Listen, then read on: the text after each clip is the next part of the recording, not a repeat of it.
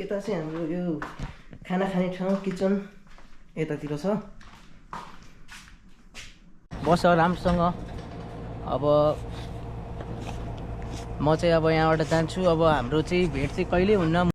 By by गर्छु म हैन। यही नै हो कम्पनी। ब्याग बोकेर कम्पनी चाहिँ छोडेर चाहिँ अब सेल्टर बस्न गइरहेको छु हैन। अब यहाँ नजिक कहाँ छ सेल्टर, अब त्यही सेल्टरमा कन्ट्याक्ट गरेर म चाहिँ अब सेल्टरमा बस्न गइरहेको छु। यही हो पछाडिको हाम्रो कम्पनी चाहिँ, मैले छोडेको कम्पनी चाहिँ यही हो। अब म चाहिँ जान लागेको। यहाँ चाहिँ मेरो दुईवटा हाम्रो कुकुरहरू छन् हैन। कस्तो प्यारा मुन्ना मुन्नी मैले नाम राखेको हैन। मुन्ना मुन्नी अब म जाँदैछु है। राम्रोसँग बस्नु तिमीहरू। म अब आज लास्ट दिन हो मुन्ना मुन्नी हैन। आज मेरो लास्ट दिन हो। बस राम्रोसँग। अब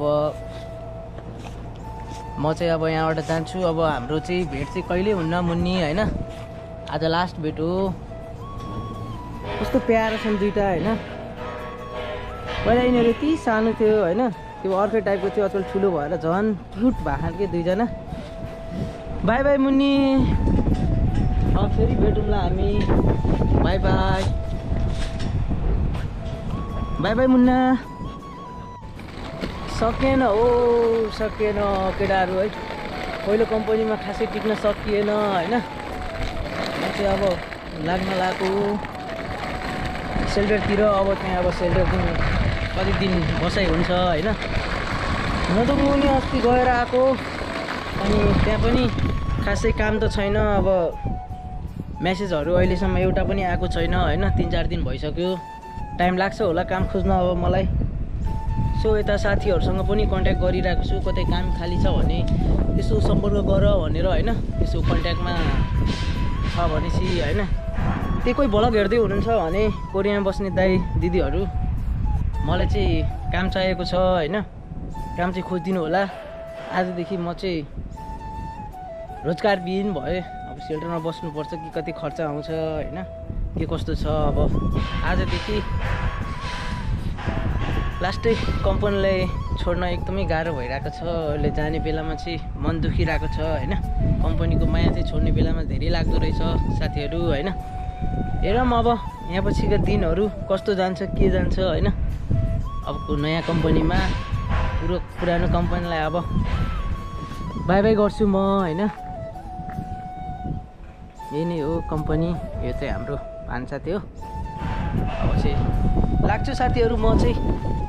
अब ढिलो पनि त्यति भइसकेको छ हैन। अब मलाई टाइममा पुग्नुपर्छ त्यहाँ हैन। टाइममा गएर अब रुमहरू सेल्टरमा छ कि छैन त्यहाँ गएर बुझ्नुपर्ने छ। सेल्टरको ठाउँ चाहिँ मलाई चाहिँ साथीहरूले चाहिँ लोकेसन हालिदिनु भएको छ। अब त्यहाँ गएर चाहिँ ठाउँ छ, रुम छ छैन त्यहाँ गएर बुझ्नुपर्ने छ। सो म चाहिँ लागेँ।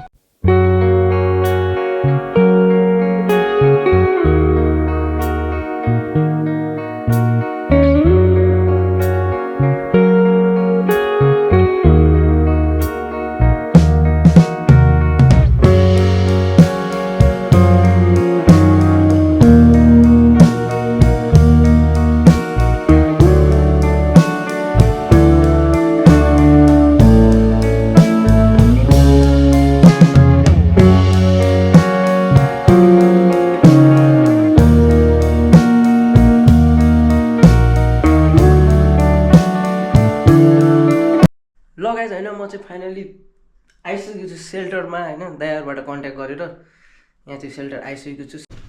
यतातिर चाहिँ अर्कै दाइ बस्नुहुन्छ, यतातिर चाहिँ म बस्छु। यो चाहिँ मेरो रुम हो। यहाँ चाहिँ यस्तो छ खाए छैन। यहाँ चाहिँ मेरो सुत्ने ठाउँ भइहाल्यो। यता टेबल सो मेरो भाग्य नै यस्तै थियो होइन। यहाँ लाइट चाहिँ बिग्रेको रहेछ यो लाइट, अनि त्यही भएर यो लाइट नभएर यो लाइट राखिदिएको छ आजको लागि। अनि अघि बनाउन खोजेको यो ट्युबलाइट यो पनि बिग्रेको रहेछ। यो यस्तो छ। यता चाहिँ हाम्रो यो खाना खाने ठाउँ किचन यतातिर छ। यतातिर चाहिँ हाम्रो खाना पकाउने हो। यहाँ चाहिँ खाना पकाउने, अनि यता चाहिँ बसेर खाने हो।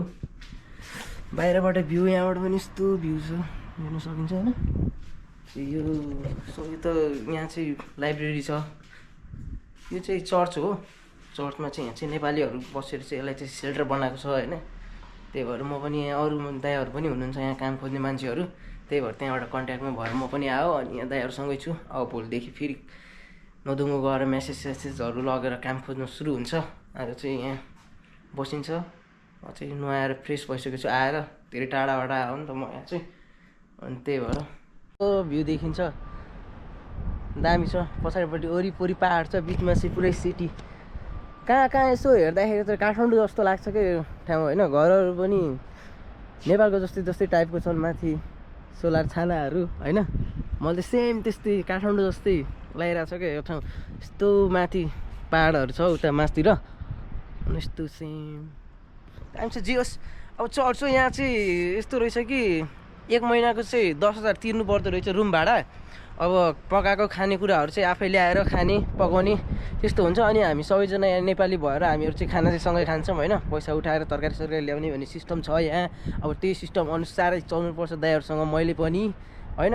अब म पनि दाइहरूको ग्याङमा म पनि मिक्स भएँ। अब दाइहरूदेखि सिक्छु म यहाँ के गर्नुपर्छ, के काम कसरी खोज्ने, के गर्नुपर्छ होइन। त्यति खासै केही पनि थाहा छैन गाइज होइन। अब दाइहरूसँग यहाँ भेटिसकेको छु, दाइहरू पनि काम खोज्ने मान्छे हुन्, त्यही भएर हामी सबै अब मिलेर काम खोज्छु। ल गाइस, अब फेरि तपाईँहरूले चाहिँ मेरो च्यानललाई चाहिँ सब्सक्राइब गर्न चाहिँ नबिर्सिनु होला। Love you. फेरि अर्को भिडियो लिएर चाँडै आउनेछु। By by.